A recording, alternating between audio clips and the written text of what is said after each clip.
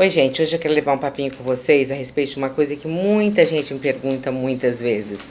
Qual que é a diferença, quando é que a gente indica uma constelação? E qual que é a diferença entre a constelação e a psicologia numa terapia? Então, diante da minha experiência, né, e da minha vida, né, e da procura que acontece, o que eu tenho percebido é o seguinte: a terapia, ela vem para acudir questões que estão no nosso dia a dia e que automaticamente são passíveis de um desabafo, de uma necessidade de compartilhar, de esclarecer isso, não só para a pessoa, quanto para a situação que a gente está vivendo. Eu digo isso diante, por exemplo, de uma situação de se sentir deprimido, né?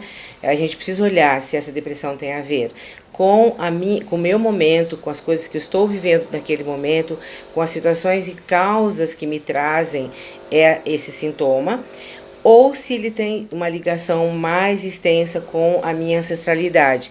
Quando eu digo da minha ancestralidade, é olhar um pouco para aquilo que a minha história familiar, a minha história de convivência no meu ambiente vem trazendo para o fato.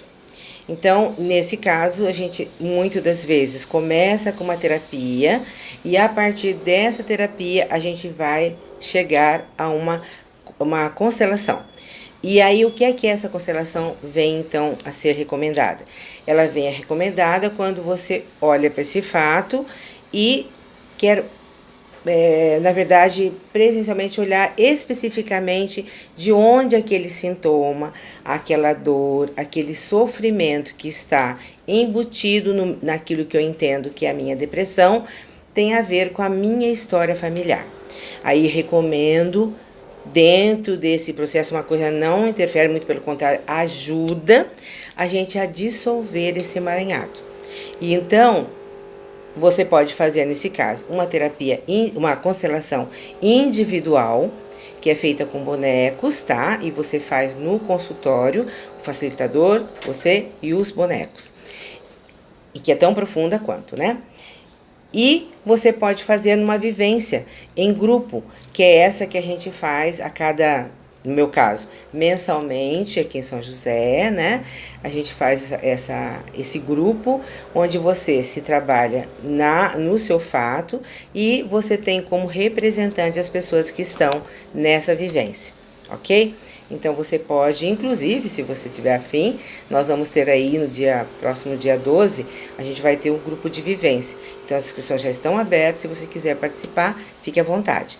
Mas é essa a grande diferença entre o que é uma terapia, como é que eu me trabalho numa terapia e como é que é eu fazer uma constelação, ok? Espero ter ajudado você a esclarecer um pouquinho dessa história. Estou à disposição para a gente entender um pouquinho melhor disso tudo, tanto enquanto psicóloga quanto como facilitadora, ok? Até lá!